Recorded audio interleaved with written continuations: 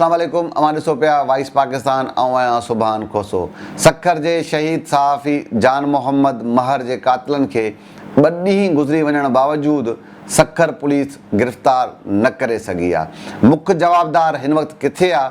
सिंध हुकूमत जान मोहम्मद महर जे वारसनि लाइ 1 करोड़ मुआवज़े जो ऐलान कयो आहे। इन सॼे मामले ते हिन प्रोग्राम में गुफ़्तगू कबी।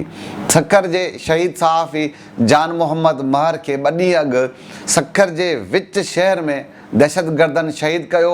शहीद करण खां पोइ आसानी सां जेके जवाबदार आहिनि उहे फ़रार थी विया आहिनि। वाक़े खे 2 ॾींहं गुज़री विया आहिनि, पर हिन वक़्त ताईं सखर पुलिस मुख्य जवाबदार खे गिरफ़्तार न करे सघी आहे।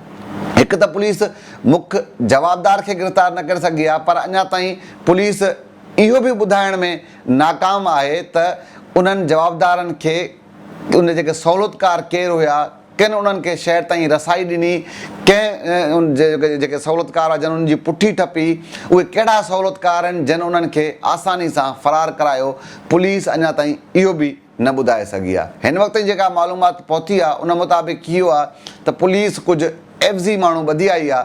हाणे मुंहिंजे ख़्याल में पुलिस अक्सर ई एफज़ी ॿधी बि ईंदी आहे, पर जॾहिं वारिस FIR नॉमिनेट कराईंदा उन खां पोइ ई क्लियर थींदो त वाक़ई इहे माण्हू मुलविस आहिनि या पुलिस रुगो पंहिंजो वज़न टारण जे लाइ ऑफिसरनि खे ब्रीफिंग लाइ कुझु माण्हू ॿधी अची विहारे छॾिया आहिनि। पर जेका मालूमात आहे उन मुताबिक़ जेको मुख्य जवाबदार आहे उहो किथे आहे उहो मां तव्हांखे ॿुधायां थो, पर उनखे अञा पुलिस सोगो न करे सघी आहे। मुख्य जवाबदार खे ज़ाहिरी ॻाल्हि आहे डिक्लेयर त मालिक ई कंदा, पर जेका मालूमात मूं ताईं पहुती आहे उन मुताबिक़ इहा आहे त शेरू महर नाले जेको जवाबदार आहे उहो इन सॼे जेको वाक़े जो मुख्य किरदारु आहे उहो हिन वक़्तु जेको आहे कची ॿुंडी वारे इलाइक़े में जेको कचे जो इलाइक़ो आहे उते पहुतल आहे। ज़ाहिरी ॻाल्हि आहे उते पुलिस जी रसाई मुमकिन ई न आहे। हाणे जीअं मां पहिरियों चयो त इहो नालो जेको पाण कयूं था इहो माना उतां जे मुख़्तलिफ़ उन जे ख़ानदानी ज़रियनि खां हेॾां होॾां खां इहा पहुतल ॻाल्हि आहे, पर हतमी ॻाल्हि वारसनि जी थींदी जॾहिं वारिस उहे ॿुधायो वञे थो त कुझु देरि में FIR कराईंदा।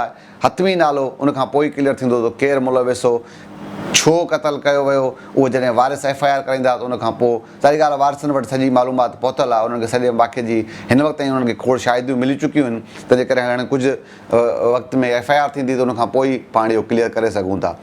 हुन सां गॾु सिंध हुकूमत जेको आहे त जान मोहम्मद महर जे वारसनि लाइ मुआवज़े तौरु 1 करोड़ रुपयनि जो ऐलान कयो आहे। बज़ाहिर सिंध हुकूमत जो तमामु वॾो फ़ैसिलो आहे, पर जान मोहम्मद जो को मुल्ह ई न हो। इन 1 करोड़ रुपयनि सां जेको आहे त उन्हनि जे वारसनि जे फटनि ते मरहम कोन रखिबो। अगरि सिंध हुकूमत खे एतिरी ई सहाफ़ियुनि सां संजीदगी आहे, एतिरो ई सहाफ़ियुनि जे क़तल ते ॾुख आहे त जेके मुख्य जवाबदार आहिनि उन्हनि खे गिरफ़्तार कयो वञे। सिर्फ़ु मुख्य जवाबदारनि खे गिरफ़्तार करणु ज़रूरी न आहे, पर इन क़तल जे पोयां जेके कुझा हथ आहिनि जन उन्हनि दहशतगर्दनि जी पुठी ठपी, जन इन्हनि दहशतगर्दनि जी सहूलियतकारी कई, जन इन्हनि दहशतगर्दनि खे इहा आदत ॾिनी तव्हां हीउ वाक़ियो कयो ऐं तव्हांखे कुझु न थींदो, उन्हनि किरदारनि खे जेसिताईं सिंध हुकूमत ज़ाहिर न कंदी तेसीं ताईं हीअ जेके किरोड़नि जा ऐलान आहिनि इहे बेमानी आहिनि। न ई इन्हनि सां को सहाफ़ी बिरादरी में का ख़ुशी ईंदी, न ई इन ऐलान सां उन्हनि जे वारसनि में का ख़ुशी ईंदी। हक़ीक़ी तौर ते अगरि सिंध हुकूमत सहाफ़ियुनि जो तहफ़ुज़ घुरे थी, सिंध हुकूमत चाहे थी सहाफ़ी सिंध जा पाकिस्तान जा महफ़ूज़ रहनि, त सिंध हुकूमत खे सिंध पुलिस लाइ ही तमामु वॾो चैलेंज आहे। सिंध पुलिस लाइ इंतिहाई वॾो high profile case Ajmal Sawant जो जेको जंहिंमें पुलिस सिंध हुकूमत नाकाम भई, उन खां पोइ ही तमामु वॾो हाई प्रोफाइल केस आहे जान मोहम्मद महर जो, जंहिंमें अगरि पुलिस नथी करे त पुलिस जी साख ते हुई केतिरा ई सवाल आहिनि। पोइ वरी उहे सवाल उहे सभु शयूं मौजूदु रहंदियूं।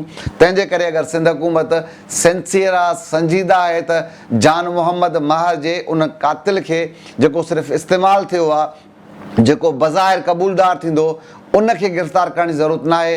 मां बार बार इहो चवां थो, मूंखे अलाए छो मुंहिंजी दिल्ली माना इन ॻाल्हि ते मुतमिन ई कोन थी थिए त कोई आम हिकु टपोरी कंहिं दहशतगर्द खे कंहिं ॾोहारी खे एॾी जुरत थिए त उहो जान मोहम्मद महर जहिड़े सहाफ़ी खे शहीद करे। इन जे पोयां तमामु वॾा ॻुझा हथ हूंदा, तमामु ताक़तवर हथ हूंदा। तंहिंजे करे अगरि सिंध हुकूमत संजीदा आहे त उन्हनि ॻुझनि हथनि खे सिंध पुलिस ज़ाहिर करे त पोइ ई सहाफ़ियुनि में का ख़ुशी जी लहर ईंदी। अॼु जे प्रोग्राम सुभाणे वरी कंहिं ॿिए इशू कंहिं ॿिए मामले ते मुलाक़ात थींदी। अला भाई।